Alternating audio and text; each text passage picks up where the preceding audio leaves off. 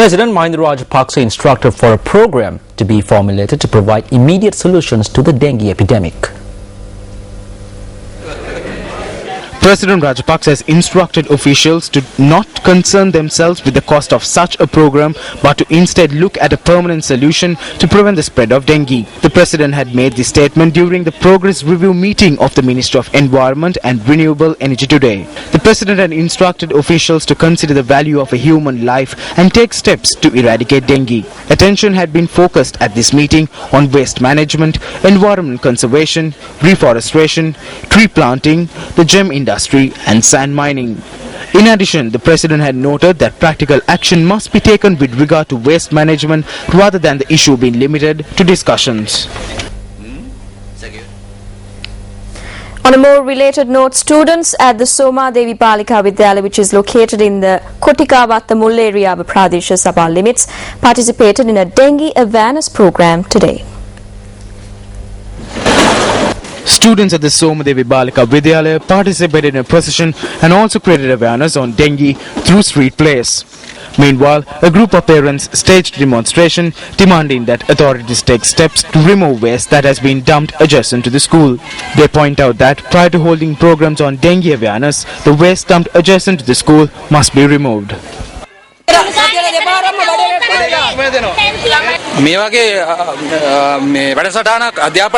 It is pointless for the Department of Education to organize programs like this.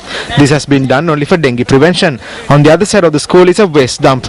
No matter how much we clean the environs of our homes, it is useless because there is not even a distance of 10 meters between the school and the waste dump.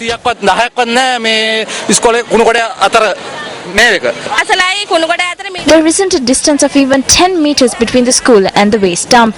There is a great risk here.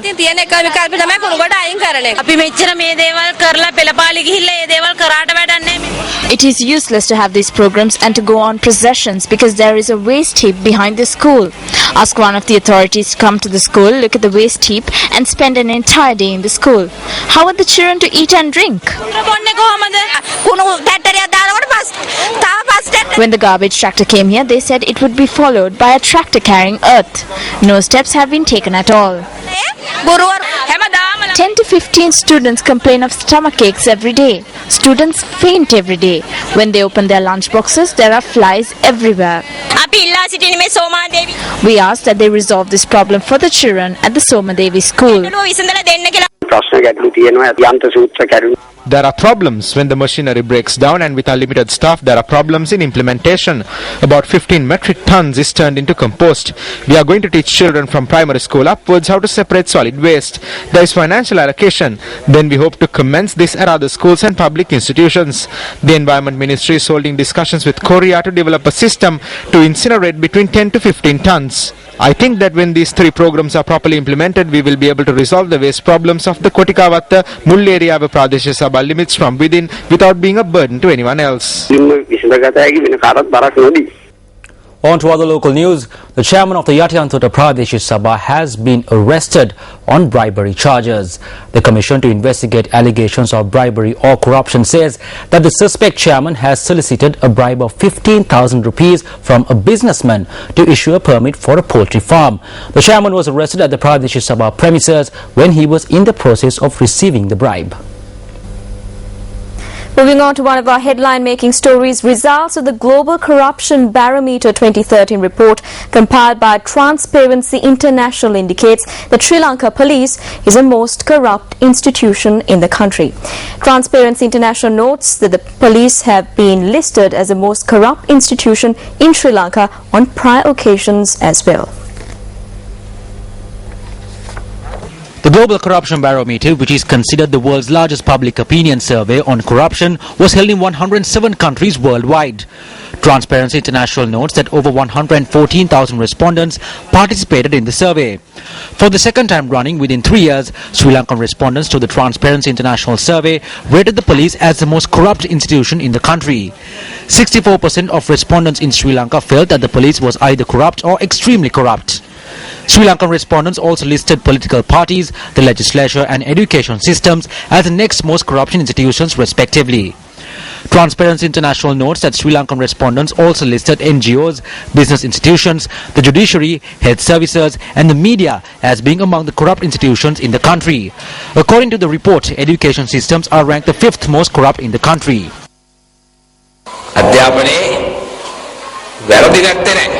It is not that there are no mistakes in education. Some of the most corrupt rogues in the country are sitting in the chairs of principals of national schools. Children speak about this. When the principal first came to the school, he came by foot, wearing a worn-out pair of trousers and a shirt. They say that after 2 years, he has a scar in each hand and one in the mouth as well.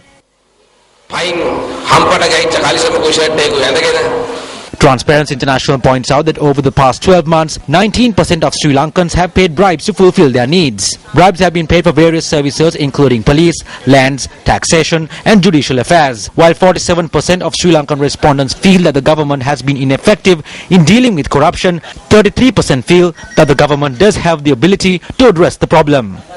The finding of the research, although it is an opinion survey, public opinion survey, will be very useful for the policymakers to take appropriate action to fight corruption and curb corruption, strengthen the capacities of the anti-corruption agencies and also provide policies to fight corruption, because corruption, everyone knows that, is an enemy of development and also enemy of people, because the corruption means the resources to be used for development or welfare of the people are to be used for some other individual purposes. That's why corruption should be eliminated from society.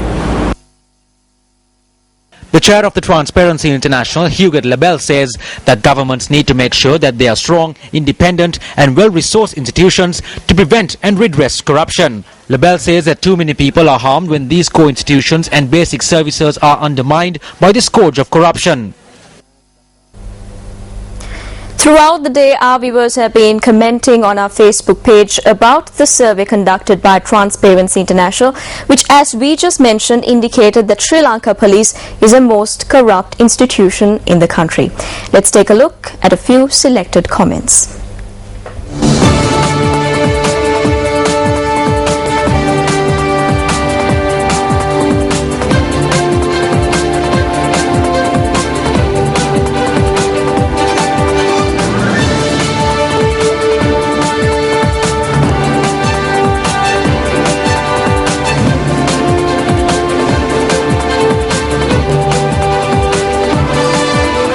Well, on tonight's Words of Wisdom segment, we take a look at the thoughts of former U.S. President and founder of the U.S. Democratic Party, Thomas Jefferson, on the subject of power.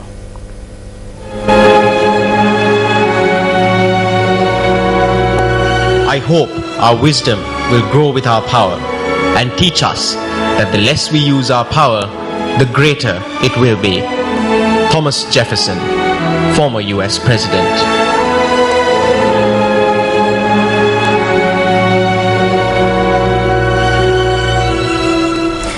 Parliament convened for 30 minutes today. Parliamentary proceedings were adjourned early today due to there being an insufficient quorum. The decision to adjourn Parliament was taken while an opposition proposed adjournment motion on the disaster situation that occurred on the 8th of last month was being debated. Ruling party parliamentarian A.H.M. Azrag raised his concerns on the lack of quorum during the debate. At this moment, the MP at the stand informed the House that a lack of quorum is not relevant for the debate on the adjournment motion. Later, parliamentarians were called to the chamber to join the debate by the ringing of the bell by the Deputy Chairman of Committees, Chandakumar Murugesu. MP A.H.M. Azrag once again raised his concerns on the lack of quorum during the debate. You have to, sir, when you raise a quorum issue, nobody can speak, sir. Garu. Right. I'm calling the quorum, please. Parliament was adjourned since there was no quorum even after the ringing of the bell. I'm sorry, I can't give the without quorum. You can't raise any matter. House adjourned till 1 p.m. 23rd July to the 2013. Meanwhile, Deputy Speaker Chandima Veerakkodi informed Parliament about the determination of the Supreme Court in respect of the bill titled 21st Amendment to the Constitution, which has been challenged in the Supreme Court in terms of Article 1211 of the Constitution. I wish to announce to the House that I have received the determination of the Supreme Court in respect of the bill titled 21st Amendment to the Constitution, which has been challenged in the Supreme Court in terms of Article 121 subsection 1 of the Constitution. The court has determined that in terms of the Article 123 of the Constitution, that the petition filed by the petitioner is misconceived in law and premised on a footing in contravention of the jurisdiction conferred on the court. Two staff members of the Sri Lanka Jawaharlal Hospital sustained injuries in a fire which broke out in the hospital laboratory this morning. Director of the hospital, Dr. S.K. Gamage, said that the fire was completely contained. Director of the Sri Jawaharlal Hospital, Dr. S.K. Gamage, said that the fire engines of the fire service department were called to the site. The fire service department said that 3 fire engines were dispatched to the hospital. 2 staff members have sustained minor injuries in a fire that broke out in the laboratory of Sri Jawaharlal Hospital. No major damage was caused to the lab. It was a minor blaze, therefore no equipment was damaged. The fire was caused due to chemical heating. Our staff members had reacted immediately to contain the fire.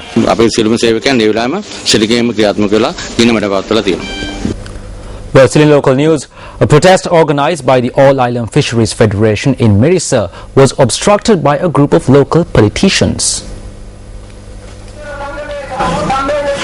The All Island Fisheries Federation had planned to hold the protest at 6:30 a.m. at Mirissa today, demanding the immediate reduction of fuel prices. A correspondent said that though the organizers arrived for the rally, the fishermen were prevented from participating in it by a Pradesh Sabha politician. Thereby, the All Island Fisheries Federation issued a message to the fishermen in the area via a PA system from opposite the Mirissa fishing harbour.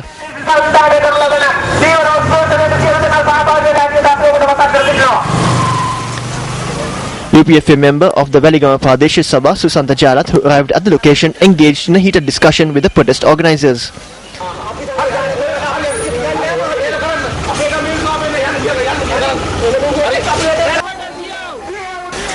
Later, the representatives of the All Island Fisheries Federation engaged in a demonstration at the Mirissa Junction along the Gaul-Matara main road. Once again, a tense situation arose between the local politician and the protesters.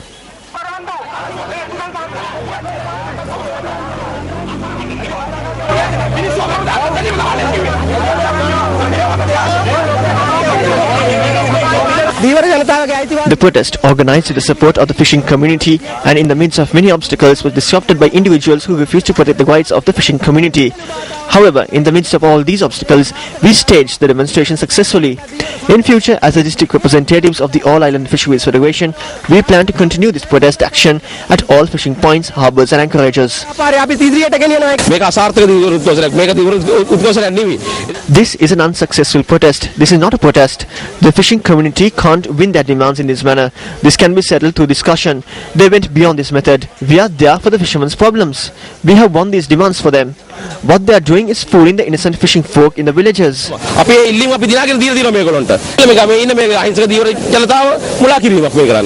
Both factions dispersed a short while after officers from the Veligama police arrived at the location.